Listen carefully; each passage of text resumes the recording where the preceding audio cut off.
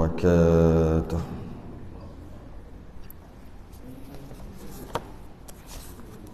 Innal hamdalillah nahmaduhu wa nasta'inuhu wa nastahdihi wa nastaghfiruh wa na'udzu billahi min shururi anfusina wa min sayyiati a'malina. Man yahdihillahu fala mudilla lahu wa man yudlil fala hadiya lahu. Ashhadu an la ilaha illallah wahdahu la syarika lahu. Asyhadu anna sayyidana Muhammadan 'abduhu wa rasuluh. Allahumma salli wa sallim wa barik ala sayyidina Muhammadin al-fatih lima ughliqa wal khatim lima sabaq nasiril haqqi bil haqq wal hadi ila siratikal mustaqim sallallahu alaihi wa ala alihi wa ashabihi haqqa qadrihi wa miqdarihi al-'azim. Allahumma nawwir bil kitabi basari wa atliq bi lisani wa shrah bi sadri wa sta'mil bihi jasadi bihawlik wa quwwatika fa innahu la hawla wa la quwwata illa bik. Subhanaka la ilma lana illa ma 'allamtana innaka antal alimul hakim. Wa la hawla wa la quwwata illa billahil 'aliyyil 'azim. Amma ba'du. Alhamdulillah, kita rafa'kan kesyukuran dan terima kasih kita Allah Taala dapat kita sambung Badrut Tamam muka surat 19 Jawi. Berkaitan dengan perjalanan Nabi ke mana? Belum lagi. Dah hijrah dah, tapi belum sampai lagi ya. Belum sampai lagi. Iaitu baru sampai ke mana ni?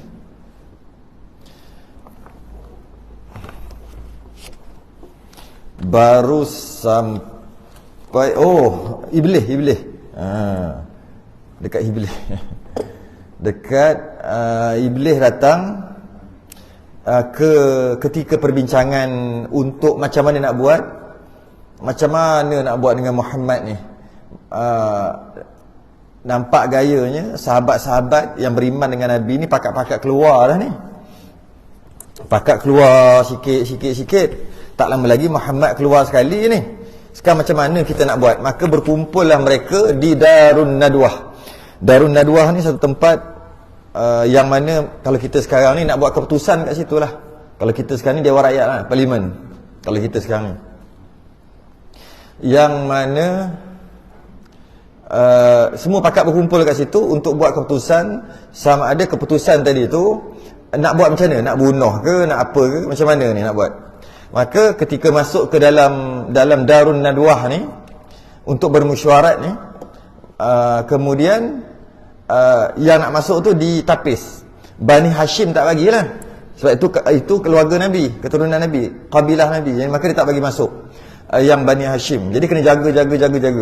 Akhir sekali ada seorang tua nak masuk juga, tapi tak pernah, orang semua tak pernah tengok dia. Tapi dia ada haibah. Ada macam aura hebat, tapi dia dah tua, pegang tongkat satu. Dia sebenarnya Iblis.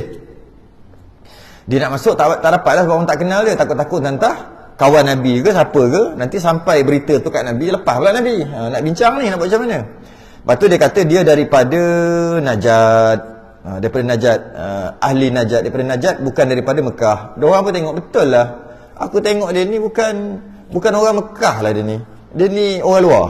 Macam tu lah. Maka bagilah dia masuk. Bila bagi dia masuk, sebab nampak dia pun orang hebat.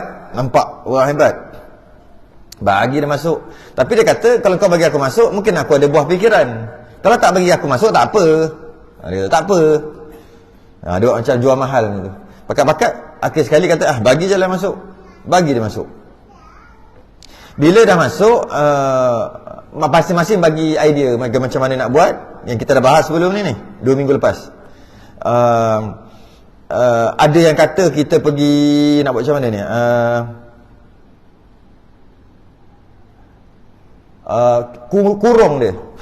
kurung dia satu tempat. Lepas tu bagi makan sikit-sikit biar dia mati. Slow dia biar dia mati.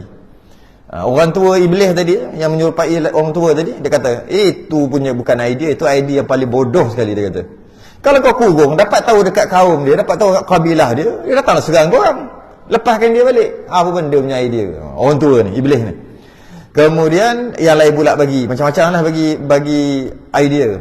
Macam ni. Kita letak di atas unta, kita keluar ramai-ramai, letak di atas unta dan sampai tengah-tengah padang pasir, kita berpisah daripada dia, biar dia jalan seorang-seorang. Mungkin dia sesat, betul dia mati. Jadi orang tak disalahkan kita. Dia kata itu pun idea tak sekedar juga. Buatnya dia jumpa kaum-kaum badui-badui yang ada perkampungan-perkampungan kat situ. Dah lah dia ni cakap baik. Kau tahulah Muhammad macam ni, cakap lembut. Dia sihir sikit orang tu lah, kata iblis ni. Akhir sekali dia dapat balik-balik, dia akan serang kamu balik sebab kamu dah buat macam tu kat dia. Apa punya idea ni? Bagi pakat-pakat bagi idea. Kemudian Abul Hakam. Abul Hakam ni bapak cerdik, Abul Hakam. Tapi Nabi tukar dia jadi bapak bodoh, Abu Jahal. Bodoh lah, jahil kan. Nabi tukar. Dia kata idea dia terbaik. Dia kata kita kumpul ramai-ramai, kita ambil setiap satu kabilah, sebab ada banyak kabilah, banyak keturunan, banyak kabilah. Kabilah ni ada ketua. Ketua ni dihormatilah ketua ni. Ketua ni akan menjaga kabilah dia. Kalau apa-apa ketua ni akan jaga. Jadi kita cari, ada katalah 10 orang kabilah, 10 kabilah besar-besar. Kita cari pemuda-pemuda yang makan suap ni, boleh bagi rasuah ni. Kita bagi dia satu pedang, kita upah dia, suruh bunuh Muhammad. Tapi nak bunuh kena sekaligus. 1, 2, 3, cuk pancung semua. Maksud sekali, pancung ke bunuh sekaligus. Jangan orang ni katok dulu, lepas tu orang ni pancung, lepas tu orang ni katok, tak nak je tu. Nak sekaligus, 1, 2, 3 macam tu. Kenapa Abu Jahal kata? Memang dia cerdik Abu Jahal ni. Sebab tu namanya Abul Hakam, bapak cerdik. Tapi Nabi tukar bapak jahil. Sebab dia memang cerdik, betul. Kenapa nak buat macam tu? Kalaulah seorang je yang bunuh, dia dah mati. Yang kedua pula tak sebagainya. Yang pertama je dia akan dihukum. Yang kedua tu dia bukan bunuh sebenarnya, yang pertama je yang bunuh. Bila yang pertama bunuh, kabilah dia akan bela dia walaupun dia membunuh. Dia akan bela. Kabilah bela satu kabilah je dia akan bela. Kabilah lain tak peduli, bukan tak ada kena-mengena dengan aku. Jadi bila satu kabilah, Bani Hashim ni besar juga. Akhir sekali kalau berlaku perbicaraan sekalipun, nanti kena hukum lah seorang ni. Kena hukum seorang ni. Seorang ni sebab satu kabilah. Kalau ramai-ramai 1, 2, 3 bunuh, maka 10 kabilah. Jadi Bani Hashim ni kena berhadapan dengan 10 ketua kabilah.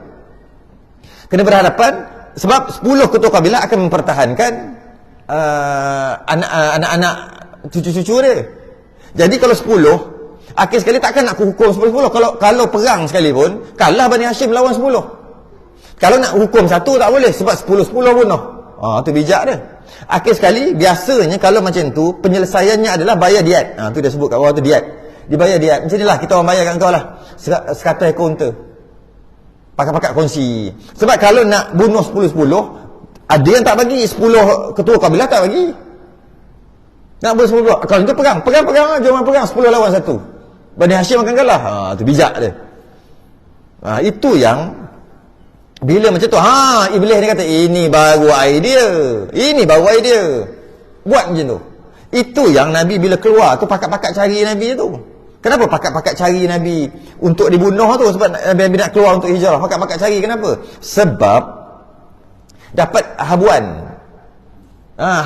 Dapat habuan, siapa bunuh. Tapi cara bunuh dia kena sekaligus. Akhir sekali, habis kat situ lah. Kemudian, tak, belum lagi. Ini yang minggu lepas lagi, yang 2 minggu lepas lagi. Kemudian Jibril jumpa Nabi. Jibril tahulah. Jibril kata dia kata tadi ada berlaku mesyuarat sekian. Dia akan bunuh kau sekian begini. Jibril bagi tahu akhir sekali dia kata macam mana nak buat. Dia kata jangan tidur dekat katil. Pada malam ni jangan tidur dekat katil. Akhirnya Nabi pun panggil Sayyidina Ali untuk tidur dekat katil pakai selimut Nabi. Kemudian lepas tu Nabi kata aku nak keluar untuk pergi jumpa Sayyidina Abu Bakar dan seterusnya lah. Nak keluar, nak hijrah. Sayyidina Ali pun sanggup duduk. Dan dia kata jangan risau, takkan jadi apa-apa kat engkau. Nabi kata. Sayyidina Ali pun duduk selimut. Tapi bimbang kau. Mari-mari tetok dulu. Allah salah orang kan. Tapi Sayyidina Ali tak ada masalah. Dengan lebih-lebih Nabi kata, engkau takkan jadi apa-apa. Apa dia kata? Bahasa Nabi kata, bahawasanya tiada mengena akan di kau suatu yang engkau benci akan dia. Kata Nabi, engkau tak akan kena benda buruk dekat engkau. Maka Sayyidina Ali lagilah berani. Duduk. Habis kat situ 2 minggu lepas. Masuk kita cerita pada malam ni pula. Qala al-musannif rahimahullahu taala wa nafa'ana wa iyyakum bi'ulumihi fid darain. Amin ya rabbal alamin. Kemudian keluar ia. Bila dikepung. Rumah Nabi kemudian dikepung. Dikepung. Waktu dikepung tu yang Nabi suruh Sayyidina Ali tidur tu. Kau duduk kat tempat aku. Waktu tu dikepung. Kena kepung. Intai kau tingkap memang kena kepung. Memang kena kepung. Akhir sekali bila kena kepung, Nabi pun suruh Sayyidina Ali duduk situ, Nabi pun buka pintu. Kemudian keluar ia. Nabi pun keluar ia, maka mengambil ia. Nabi ambil satu genggam daripada pasir. Ambil genggam pasir, kena kepung ni. Dan jadilah ia menghampurkan baling macam tu pasir atas kepala mereka itu pada mereka itu. Nabi ambil, Nabi baca ayat, kemudian Nabi baling gitulah dekat atas kepala dia, macam itulah istilah macam tu kan. Baca apa? Membaca ia akan ayat. Ni ayat ni. Ayat ni kita selalu baca. Ini ayat juga boleh macam-macam khasiat. Apa dia? Ayat dia membaca ia akan ayat. Inna ja'alna fi a'naqihim aghlalan fahiya ilal adhqani fahum muqmahun. Macam biasa dengar surah Yasin. Sambung lagi, wa ja'alna min baini aydihim saddan wa min khalfihim saddan fa aghshaynahum fahum la yubsirun. Baca itu balik. Sebab apa? Ada munasabah dia, mari kita baca makna dekat bawah tu. Sesungguhnya kami jadikan belenggu yang membekas kedua tangan mereka itu, kedua tangan mereka ke batang leher mereka, sampai dagu mereka itu lalu menjadilah mereka terdongak. Macam ni. Macam itulah. Macam tercengang. Dan kami jadikan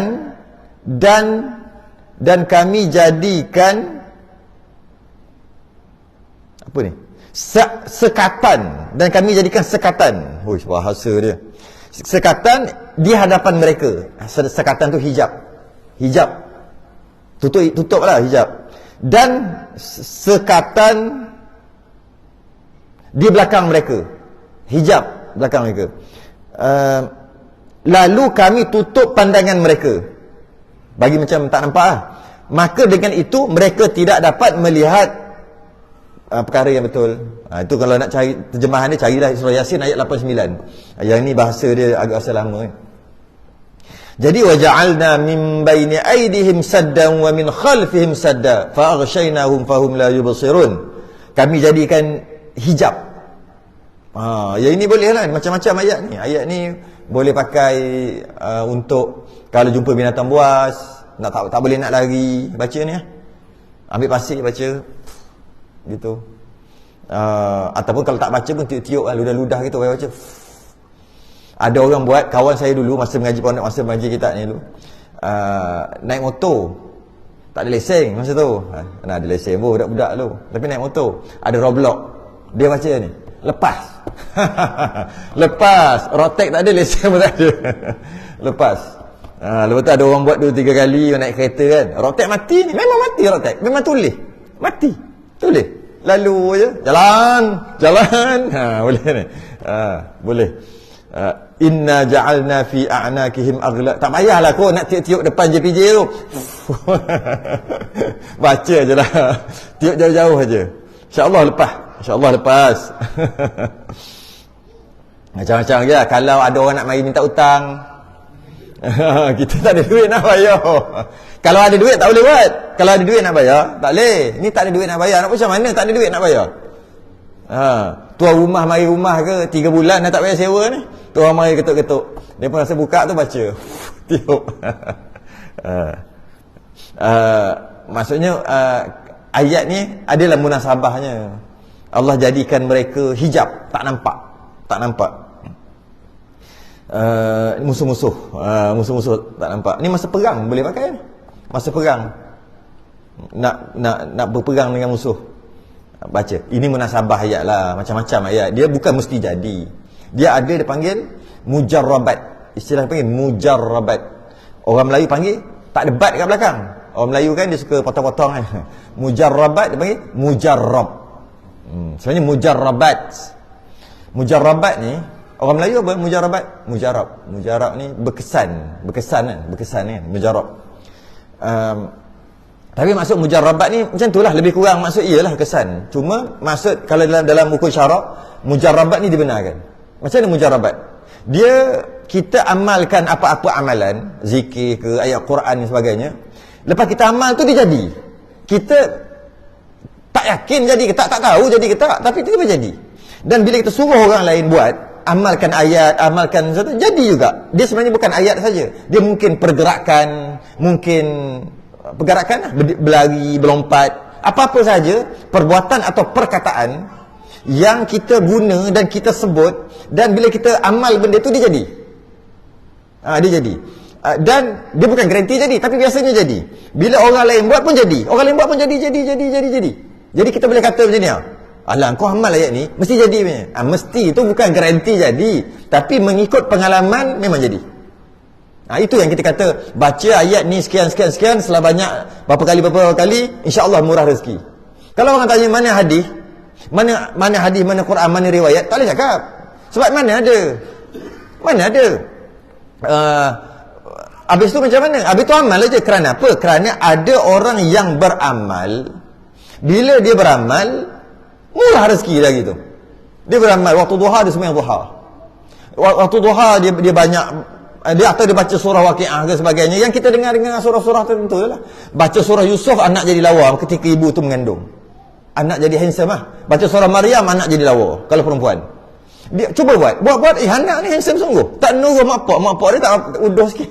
Tak berapa comel sangat, tapi anak comel. Contoh, mak ayah dia gelap, hitam, tapi anak putih. Anak putih. Sebab apa? Dia amalkan mungkin surah Maryam ke, amalkan surah Yusuf. Dia tak ada nak cari riwayat, mana ada. Tapi cuba amal, jadi. Kalau mudah kata 1000 orang yang buat, 900 orang jadi. Itu panggil mujarrabat. Bukan garanti. Ada masalah? Tak ada masalah. Sebab kita beriktikad, berkeyakinan bahawasanya Allah yang memberi bekas, Allah yang jadikan. Kita cuma baca aja. Dan bila baca jadilah tu. Jadilah tu. Imam Ghazali lagi lah. Siap kalau malam Al-Qadar, Lailatul Qadar, dia bagi tahu lagi. Dan saya rasa pernah bahas kat sini. Masa bulan Ramadan, malam Al-Qadar tu Imam Ghazali dah letak dah tahu dah hari apa. Sedangkan malam Al-Qadar kan rahsia. Imam Ghazali tu bukan calon-calon imam. Kalau dia nak buat mazhab, dia boleh buat mazhab yang kelima. Kalau dia nak, tapi dia tak nak, dia nak berpegang dengan mazhab Syafi'i. Imam Ghazali, bukan Haji Ghazali. Imam Ghazali. Haji Ghazali yang jual sate tu. Di Imam Ghazali, Imam Hujjatul Islam. Dia kata jika jatuh hari Isnin Ramadan, 1 Ramadan tu, masa bermula sembahyang tarawih tu hari Isnin, maka malam Al-Qadar mesti hari ni ada. Kalau jatuh pada hari Jumaat, maka pada 25 hari bulan Ramadan adalah malam Al-Qadar. Jika hari Khamis bermula Ramadan, maka malam Al-Qadar 27, malam 7 likur dan sebagainya. Kalau kita nak fikir, mana dia tahu malam tu malam dirahsiakan. Malam Al-Qadar dirahsiakan. Nabi suruh cari 10 yang terakhir kan. Kerana Nabi kata cari yang ganjil. Lepas tu Nabi tak cakap dah. Kalau tidak, Nabi lah lagi tahu. Ni kena orang, setengah orang. Kalau tidak, kalau nak tahu hari apa, Nabi lebih tahu daripada kita. Tiba-tiba Imam Ghazali kata boleh pula main begitu. Sabar dulu. Bukan garanti, mujarrabat. Imam Ghazali dia perhati setiap tahun hari ni bilakah malam Al-Qadar. Malam Al-Qadar dapat tahu pada keesokan hari bila dah siang. Tanda-tanda dia dengan mendung dan sebagainya. Bila dapat tahu dia tanda. Pada tahun ni malam Al-Qadar pada 27 hari bulan kerana tanda-tandanya ada. Tahun depan dia yang malam Imam Ghazali amal tiap hari. Dia bukan nak ikut-ikut tu, cuma dia tanda. Selama 30-40 tahun dia nampak pattern. Kalau Ramadan ni dia nampak pattern dan ketepatannya mungkin 90-95%. Jadi dia katalah, itu dah panggil mujarrabat. Tapi ada orang dia tak terima, dia kata, mana hadis? Mana Quran? Hadis Quran. Tak semestinya ada hadis ada Quran baru, tak semestinya. Dia banyak lagi benda lain. Dia ada ijma', dia ada qiyas, dia ada mujarrabat. Sebab benda ni bukan confirm, bukan hendaklah beriman. Jika hari Khamis permulaan Ramadan, maka malam Al-Qadar adalah 29, siapa tak beriman berdosa. Bukan kata gitu. Mujarrabat kan, mujarrabat.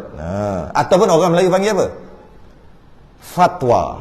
Tapi orang Melayu pelat, fatwa jadi petua. Asal petua-petua tu fatwa. Dia panggil fatwa. Jadi bila macam tu, boleh je nak buat, bukan tak boleh. Adakah kemungkinan akan berbeza? Kemungkinan berbeza dengan yang kita sangkakan. Sikitlah. Jadi dengan baca ayat ni kita menggepek baca ayat Quran untuk diamalkan. Bukan ayat Quran untuk baca-baca bomo-bomo tiuk-tiuk kat air. Dia tengok dia kona kat tu. Ada golongan ni. Makin ramai sekarang. Kita bukan kata garanti baca-baca tiuklah kat air. Ni tiuk-tiuk tu ludah kat air, jual air mahal-mahal. Lepas tu sihat. Mana boleh sihat? Pergi ke doktor. Sedap dia cakap. Cuba baca-baca ayat-ayat suci Quran, ayat-ayat tertentu dekat air dan bagi minum. Sembuh demam dia. Lepas tu bila-bila ada orang demam, dia baca ayat yang sama, dia bagi. Sembuh lagi. 3 kali. Sembuh dia buat. Ni bulan depan dia buat. Sembuh. Dia suruh orang lain buat. Sembuh. Katalah jadi 7-8 kali, 10-20 kali jadi gitu. Boleh tak kita kata, baca ayat ni kat air, lepas tu bagi minum, insya-Allah sembuh. Boleh lah. Tapi bukan garanti. Itu nama mujarrabat. Tapi ada orang tak terima. Pelik orang tu. Ada orang tak terima. Dia kata tak ada hadis, tak mau terima. Tak boleh gitu. Petua kan, petua. Kalau orang tengok kan, mendung ni bawa payung. Tak boleh. Kenapa kau bawa payung? Allah yang menurunkan hujan. Kau tak boleh tengok kau kata hujan. Asal bawa payung, jangan bawa payung. Biasanya kalau mendung, takut hujan, nanti bawa siap-siap. Sebab dah cuba banyak kali. Mendung keluar basah. 10 kali dah jadi. Takkan mendung keluar tak nak bawa payung. Tapi belum tentu hujan. Tapi biasanya hujan. Kita kena bawa payung tu, nanti hujan. Hujan tu, garanti hujan, dia kata gitu. Garanti hujan. Garanti itu bukan apa, nak bagi tahu mujarabah lah. Biasanya kalau mendung macam ni hujan, bawalah payung. Apa benda tak bawa payung? Garanti hujan punya lah. Bukan garanti tu nak lawan Tuhan. Adat cakap gitu. Dia panggil mujarabah lah tu. Itu boleh pula dia amal. Mendung, bawa boleh juga dia beramal yang tu. Tapi bab lain tak boleh pula. Adalah golongan-golongan sedemikian. Okey. Jadi baca ayat ni antaranya untuk memberi hijab pada orang musuh, pada musuh. Yang saya kata yang lalu kod JPJ polis Roblox tadi tu, itu tak ada pun, kita try aja.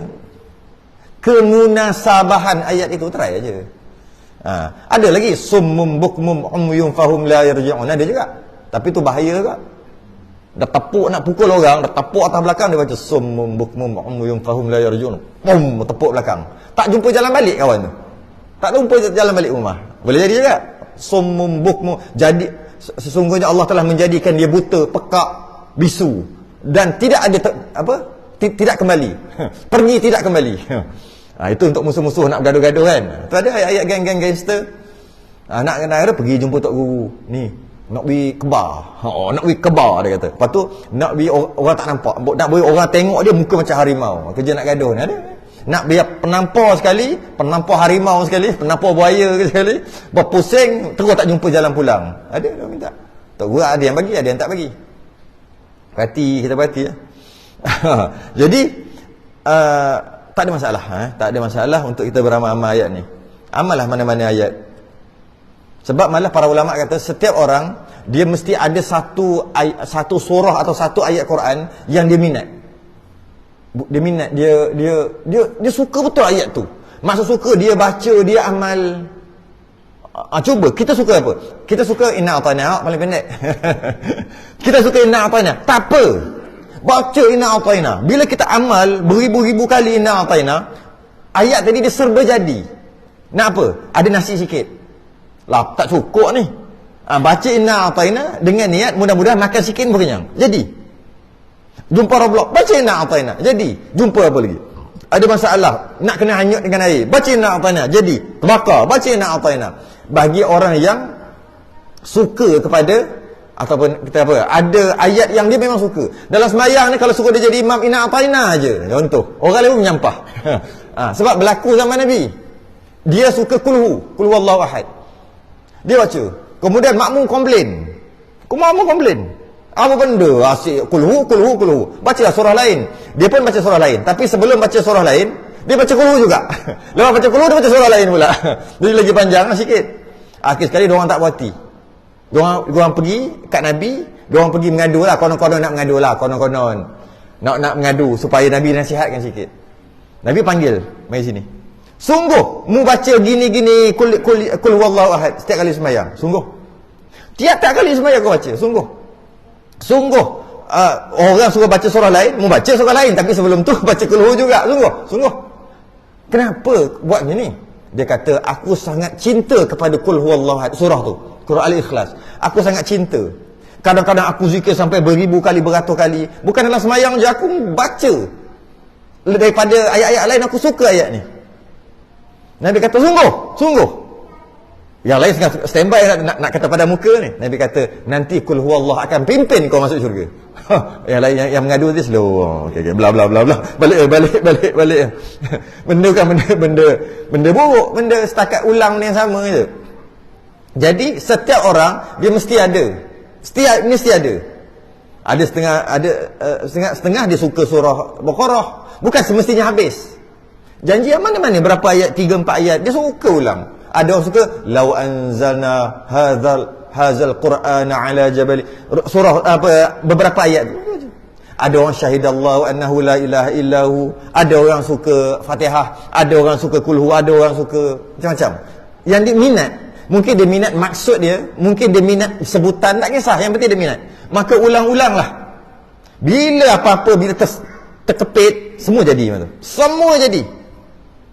Bila terkepit. Faham maksud bila terkepit? Nak accident, baca tu jadi. Apa saja jadi. Serba jadi. Dia bukan ayat tertentu je. Okey, sikit tu iklan. Jadi boleh baca inna ja'alna surah Yasin ayat 8 dengan 9. Nabi baca, Nabi pun baling gitu. Dan mengambil oleh Allah Ta'ala akan penglihatan mereka itu daripadanya. Allah pun mudah kata hijab lah. Perkara Allah tarik, Allah bagi hijab dekat orang tu biasa. Sebelum tu berlaku dekat Yahudi ketika nak tangkap Nabi Isa. Iyalah, Yahudi nak tangkap Nabi Isa. Kan Yahudi nak tangkap Nabi Isa, nak bunuh. Kan Allah bukan tutup hijab, Allah tukar. Allah tak bagi dia nampak Nabi Isa yang sebenar. Nabi Isa boleh. Allah angkat Nabi Isa naik ke langit. Dan Allah rupakan orang lain, Yahudi juga, muka Nabi Isa nak sama. Dia tengah-tengah marah ni, Nabi Isa dah angkat langit, dia pergi angkat, bukan aku, apa halang tangkap aku, bukan aku. Kena salib tu. Yang kena salib tu bukan Nabi Isa. Yahudi nak salib Nabi Isa, tapi sebenarnya bukan. Diserupakan Allah. Nabi Isa diangkat ke langit, nanti akan turun. Tak lama dah dengan cerita. Nak tengok apa jadi kat Palestin, jadi kat Mekah, jadi kat tanah Arab kan, jemur pelik-pelik, pening-pening. Orang kata tak lama dah. Tak tahulah. Mudah-mudahan kita tak sampai zaman tu. Sebab takut kita duduk belakang Dajjal. Yakin tak kita duduk belakang Nabi Isa, Imam Mahdi? Tak tahu lah. Masing-masing kenal diri masing-masing. Takut-takut belakang Dajjal. Mana taknya? Tengok lah tadi. Daripada pagi beratur lah Bukit Jalil. Pada pagi tadi. Minta-minta lah, tak ada yang pakai tudung ke apa. Ada juga. Alamak. Minta-minta lah semua yang putih-putih, mata sepet-sepet. Tak ada mata elok. Maksudnya orang Melayu lah. Ada. Sampai daripada pagi tadi. Dah beratur dah. Penuh orang tadi. Dia mungkin buat berjamaah solat maghrib dalam tu, nampak ni. Kena sangka baik. Mungkin tak tahulah imam siapa yang jadi imam. Ada. Dah lah negara kita yang hiburan dalam ni pun dah banyak dah yang hiburan dalam ni. Import luar. Import hiburan. Tak tahulah apa yang jadi sekarang. Kalau kita tengok berapa peratus tu orang Melayu, orang Islam, cuba saya rasa lebih 50%. Siapa tu? Anak-anak kita lah tu masalahnya. Kalau anak-anak kita lah. Tak boleh berapa dah. Aduh, sebab tu kita kita dibenarkan untuk minta dimatikan sebelum keluar Dajjal. Sebab bila keluar Dajjal, tak tahulah. Keluar Dajjal, ramai yang duduk belakang Dajjal. Maknanya ketika Nabi Isa, Allah tarik penglihatan Yahudi waktu tu. Yang pelik juga, Yahudi dah nak bunuh Nabi Isa tu, sekarang ni Kristian lah. Tapi dia orang sekarang pakat. Pelik enggak? Padahal dia tahu kau lah dia kata kau lah yang bunuh Nabi kami. Dia kata, kita tak kata bunuh kan. Kau bunuh Nabi kami, patut gaduh lah. Tapi dia pakat juga. Kan ada orang. Jadi Allah dia angkat Nabi Isa ke langit. Maknanya dalam masalah dihijabkan, biasa berlaku. Bukan Nabi aja, sebelum-sebelum tu berlaku juga. Dan mengambil oleh Allah Ta'ala akan penglihatan mereka itu daripadanya.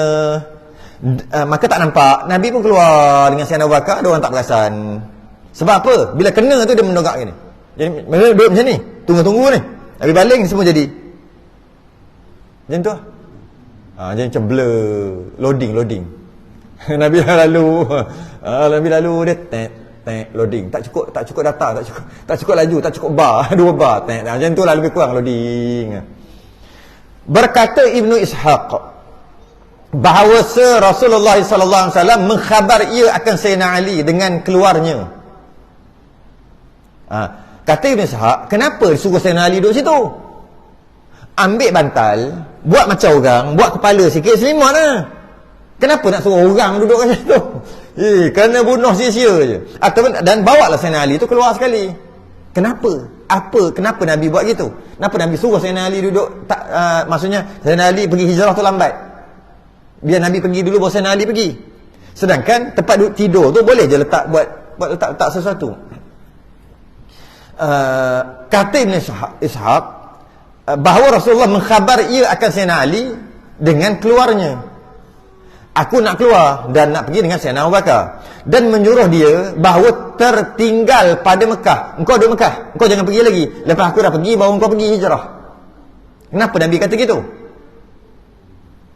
Kemudian daripadanya, lepas aku pergi sampai, baru engkau keluar. Supaya tujuannya adalah menyempurna ia akan segala kiriman yang ada ia pada sisi Nabi. Oh gitu.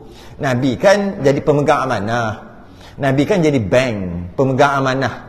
Kalau orang datang nak pergi ke Mekah, nak tawaf waktu tu, nak tawaf kena telanjang. Abu Jahal bagi undang-undang, siapa nak tawaf hendaklah telanjang.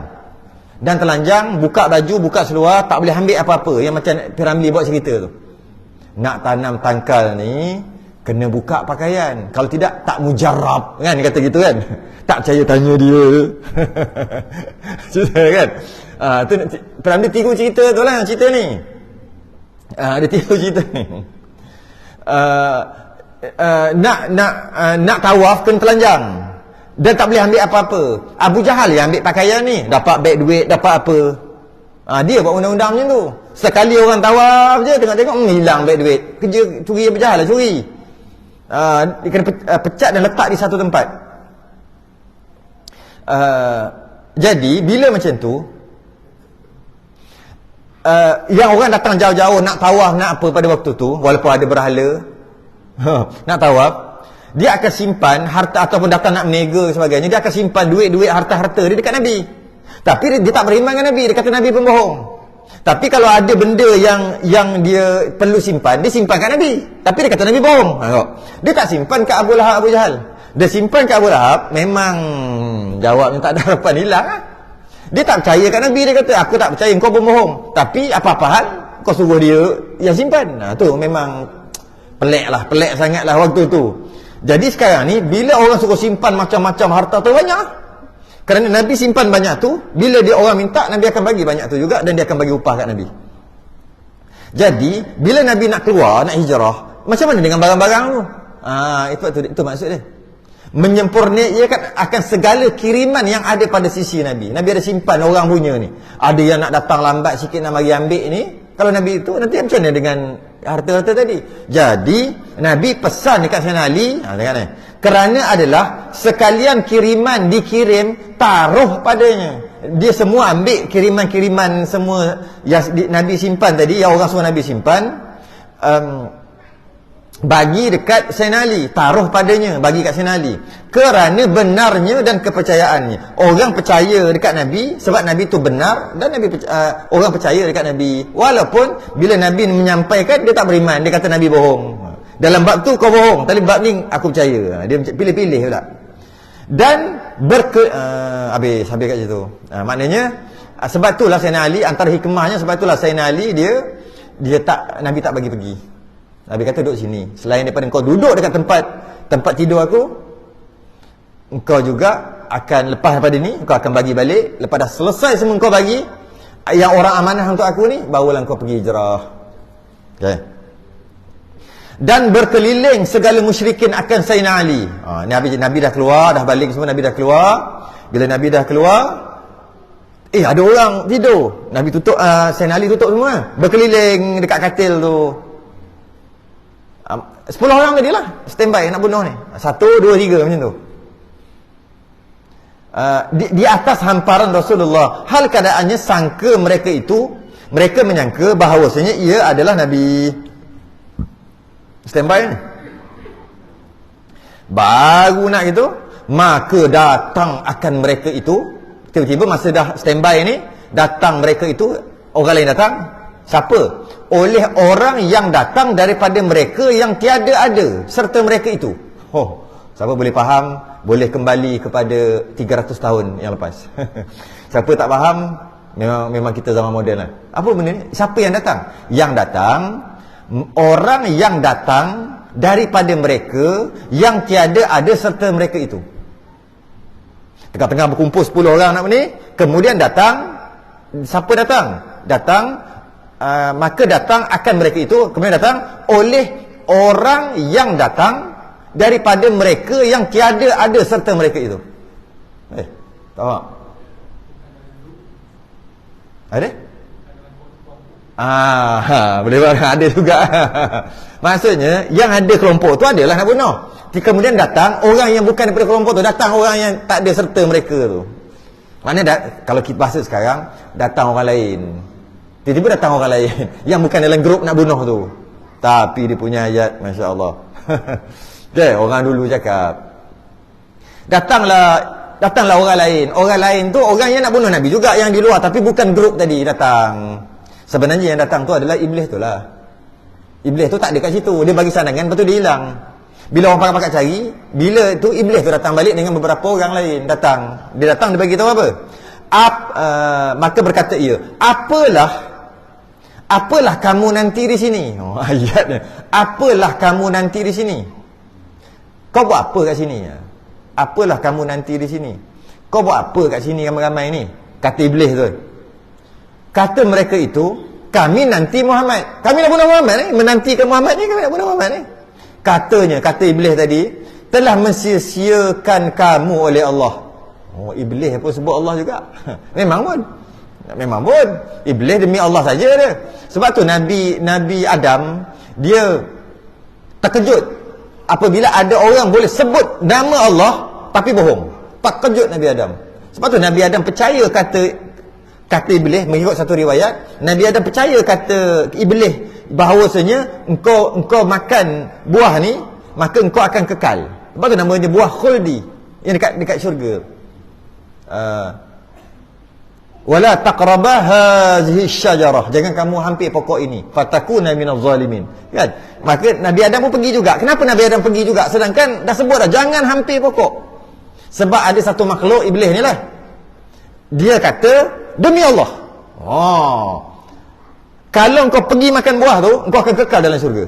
Demi Allah. Nabi Adam pergi ya. Nabi Adam tak sangka ada orang yang sanggup guna nama Allah tapi menipu. Tak sangka. Tak ada orang yang berani sepatutnya.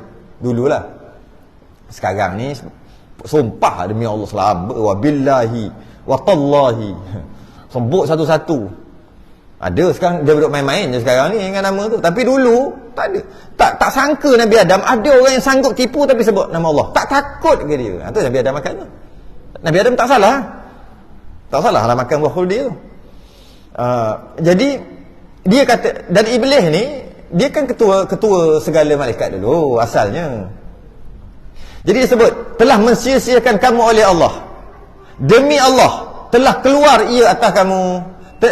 Demi Allah kata, engkau dah bodoh semua ni. Dia dah belah dah keluar dah. Dia telah keluar. Ni dia buka-buka tengok Sayyidina Ali. Iblis lagi.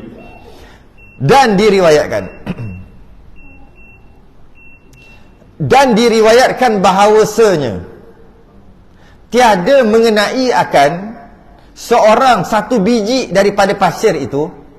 Kalau satu biji daripada pasir, kalau kita kata debu lah, debu kan, melainkan dibunuhkan dia, mati dia pada hari perang Badar, hal keadaannya kafir. Bila Nabi baling macam tu, pakat-pakat yang kena debu tu, debu masa Nabi baca wa ja'alna min baini aydihim saddan wa min khalfihim saddan fa aghshaynahum fahum la yubsirun. Baling tu kena debu-debu tu. Siapa yang kena masa perang Badar nanti semua mati. Maksudnya mati di perang Badar. Siapa yang kena debu tu. Mana tak mati di situ, dia cuma tertidur saja ataupun jadi blur, tak perasan, tak nampak je.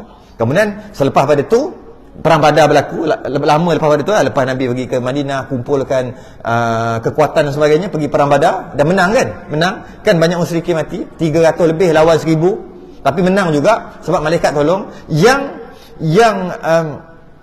Yang mati-mati tu, antara yang mati tu semua yang kena debu tadi atau kena pasir tadi masa Nabi baling, itu semua mati. Dan demikian itulah makna firman Allah Taala, wa idh yamkuru bikal ladzina kafaru liyuthbituka aw yaqtuluka aw yukhrijuka wa yamkuruna wa yamkurullah wallahu khairul makirin. Ini ada satu lagi ayat ni, wa makaru wa makarallah wallahu khairul makirin. Mereka merancang, Allah juga merancang, maka perancangan Allah yang lebih sempurna kan. Ini ayat lain juga lebih kurang nak sama tu. Wa yamkuruna wa yamkurullah wallahu khairul makirin. Mereka nak tipu daya. Nak buat tipu daya. Sesungguhnya tipu daya Allah lebih berjaya macam tu lah kot. Tipu daya Allah mengatasi tipu daya mereka. Lebih kurang macam tu lah maksudnya.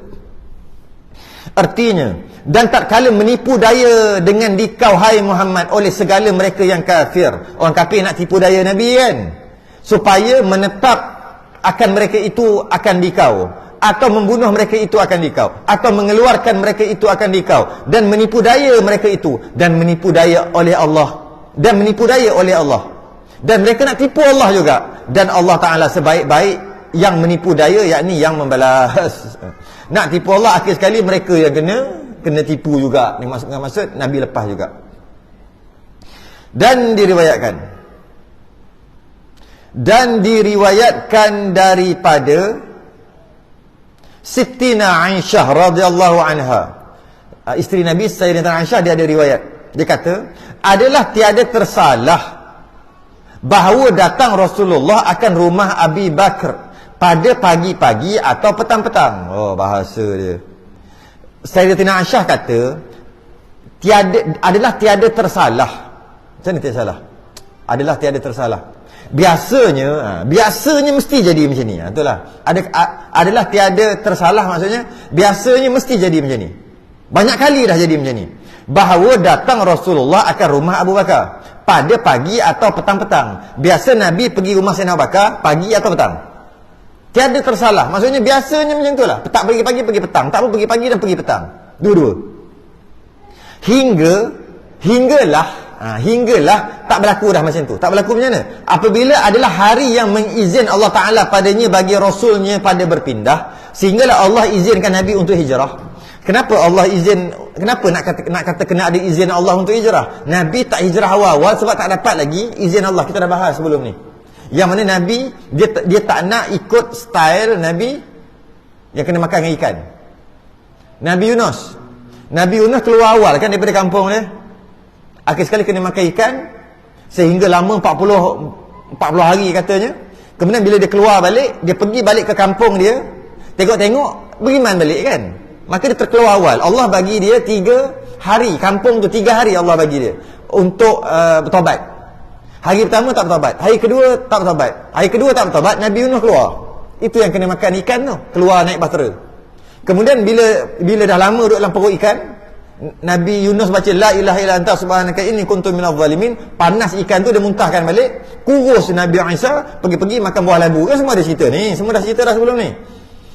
Kuat sikit Nabi Yunus. Nabi Yunus pun pergi balik ke kampung dia. Nak tengok mesti dah musnah dah. Sebab Allah janji 3 hari musnah.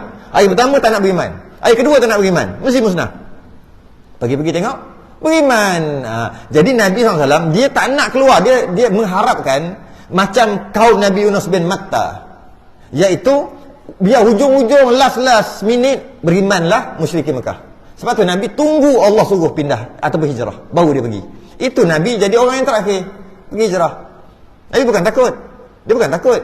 Kalau dia takut, dia pergi orang pertama hijrah. Dia suruh sahabat dia pergi tunggu. Itu Sayyidatina Aisyah kata sehingga Allah izinkan, maka turunlah wahyu supaya boleh pindah. Yang kata Jibril turun tadi, Jibril kata kau jangan tidur dekat tempat engkau keluar nanti sekian, engkau terus pergi ke Yathrib. Maksudnya dah dapat izin daripada Allah. Cuma kata Sayyidatina Aisyah, biasa Nabi akan pergi ke rumah Abu Bakar. Macam mana Sayyidatina Aisyah tahu Nabi pergi rumah Sayyidina Abu Bakar? Macam mana boleh tahu? Tu kan anak dia. Tu ayah dia tahulah pergi rumah dia. Dia kata apa hal pula? Macam mana isteri boleh tahu dia pergi rumah Sayyidina Abu Bakar? Tu kan ayah dia. Dia pergi rumah Sayyidatina Aisyah lah. Pergi biasa pergi pagi atau petang. Pagi petang, tak pagi petang, tak pun pagi petang. Hinggalah pada hari yang Allah izinkan untuk hijrah tu, pada berpindah, datang akan kami Rasulullah pergi rumah Sayyidina Abu Bakar pada pertengahan hari, pada saat yang tiada datang ia pada kami padanya. Biasanya tak datang, mudah kata tengah hari lah kot. Biasa datang kalau kita letak tarikh, biasa datang pukul 9 pagi.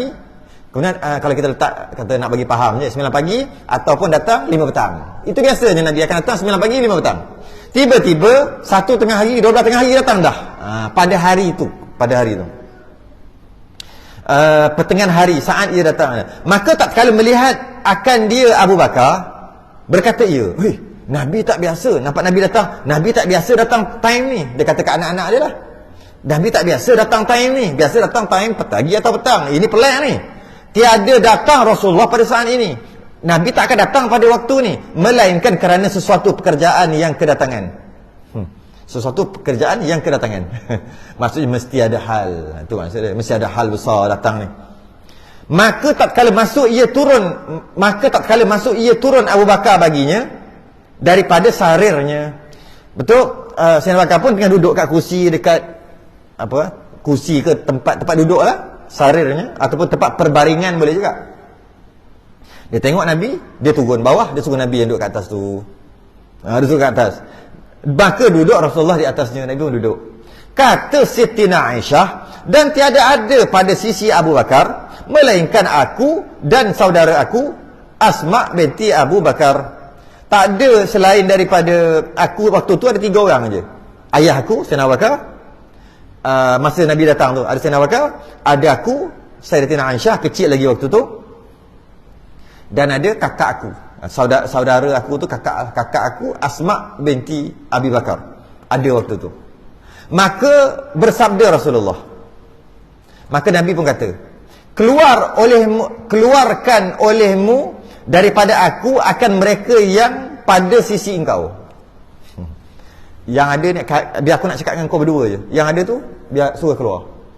Dia suruh keluar. Maka sembahnya Sayyidina Abu Bakar pun jawab, Hai Nabi Allah, hanya sungguhnya keduanya 2 anak perempuan perhamba. 2 ni anak perempuan aku. Jadi tak risaulah, dia bukan orang lain. Cakaplah nak cakap terus, ni anak perempuan aku, anakku. Sabdanya Nabi pun jawab, oh tak apalah kalau macam tu kan, bahawasanya Allah telah izin bagiku pada keluar daripada berpindah. Allah dah izin untuk hijrah dah ni. Maka sembah Abu Bakar. Abu Bakar berkata,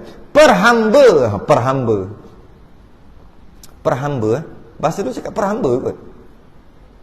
Kalau kan kita tengok cerita-cerita dulu, dia kata hamba, tuan hamba kan. Ni perhamba.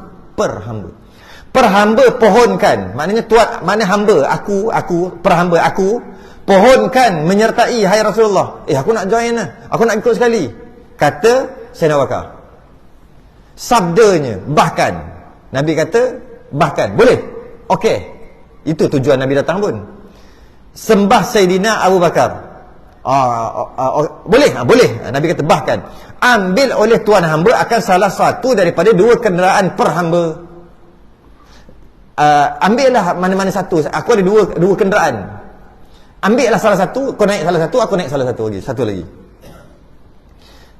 Dan adalah ia Sayyidina Abu Bakar telah membeli akan dua unta. Sayyidina Abu Bakar dah beli unta dahulu sebelum, daripada demikian itu dengan 6 bulan. Nah, Sayyidina Abu Bakar dah beli 2 ekor unta 6 bulan sebelum tu lagi. Standby. Sayyidina Abu Bakar standby, dah beli siap-siap 2 ekor unta. Maka bila begitu dia kata naiklah salah satu.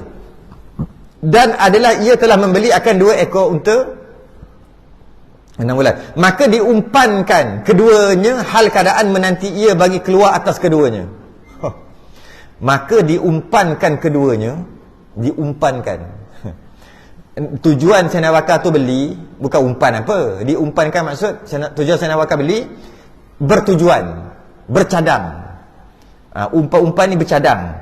Hal keadaan menanti ia bagi keluar atas keduanya. Arab-Arab nanti kalau Nabi dah nak keluar nanti, aku nak pergi dengan Nabi ya. Standby. Maka dia, tapi boleh ke standby? Boleh lah. Standby dengan umpan tu macam boleh lah kot. Standby kan, diumpankan. Standby, umpan-umpankan standby. Kau letak kat situ umpan, tunggu datang. Standby aja. Tu orang dulu cakap, diumpankan. Maka diambil akan dia oleh Nabi. Nabi pun ambil salah satu untuk naik. Dan kekallah, kau apa dah? Habislah. Dan kekallah unta yang diambil itu, yang Nabi ambil tu, kekal unta, maksud tak mati-mati unta tu di sisi Nabi. Maksudnya Nabi ambil jadi dia punya lah. Nabi ambil di sisi Nabi masa hayatnya sampai Nabi wafat, unta tadi dengan Nabi, hingga mati unta tadi di dalam khalifah Sayyidina Abu Bakar As-Siddiq. Maknanya Nabi wafat dalam setahun atau 2 tahun. Sayyidina Abu Bakar 2 tahun lebih je jadi khalifah. Jadi lepas Nabi wafat setahun atau 2 tahun, baru mati unta tu. Unta yang Nabi ambil tu. Dan berbekal keduanya daripada rumah Abi Bakar. Dan ambil bekal-bekal lah sikit, nak bawa nak jalan jauh ni ambil bekal daripada Sayyidina Abu Bakar, ambil bekal. Dan Sayyidina Abu Bakar pun pesan dekat anak-anak dia, nanti begini-begini, hantar makanan begini-begini, adalah nanti kita akan cerita bab tu. Dia hantar makanan dekat gua bukit atau gua Sur, hantar makan gini. Dia ada beritahulah rancangan-rancangan dekat anak dia tadi, anak dia. Dan berbekal bawa bekal ni tak cukup, nanti jangan lupa hantar makanan. Nanti jangan lupa hantar makanan. Dan keluar, berhenti kat situ kot. Dan keluar daripadanya pada malam Jumaat. Keluarlah hijrah pada malam Jumaat. Ni dah keluar dah. Cukup lah tu kan, sampai keluar lah. Lepas keluar pula, nanti sampai pula. Panjang ni, sebab perenggan ni panjang. Nanti berhenti kan bukan kat stesen pula. Kalau berhenti bukan kat stesen, payah nak mula balik ni. Berhenti kat stesen, senang tak? Terus naik je nanti minggu depan. Kejap, minggu depan kita berhenti kat situ lah. Tengok kalender sekejap. Minggu depan mana ada. Berhenti kat situ. Dan keluar daripadanya pada malam Jumaat. Berhenti kat situ. November. Oh iyalah, tak ada dah. Kita jumpa balik pada 27 hari bulan 12. Sebulan lebih lagi. Sebulan lebih lagi. 27 bulan 12. Ni 22 hari bulan sebelah. Sebulan lebih lagi. 30 lebih kat 40 hari. Tak, 35 hari lagi. Sebab minggu pertama dan minggu kedua memang jaga kat sini kan hari Rabu kan. Minggu pertama, minggu kedua dengan minggu keempat. Minggu keempat. Minggu pertama, minggu kedua saya tak ada. Saya ada dekat Tanah Suci Mekah waktu tu. Jadi minggu pertama, minggu kedua tak ada lah. Tak ada. Jadi kita sambung ni, Nabi keluar tu. Sambung. Nabi mula keluar tu. Nanti saya pergi sana, saya tengok, boleh cerita lebih sikit. Nanti mudah-mudahan pergi sampai lah kat mana gusur ke apa, tengok, begini. Nabi keluar tu, dah mula keluar daripada rumah Sayyidina Abu Bakar. Apa kejadian seterusnya? Kita sambung 27 hari bulan 12. Lama. InsyaAllah umur panjang kita sambung. 27 hari bulan 12 kita sambung dan keluar daripadanya malam Jumaat dan sampai keduanya kat Gua Thur.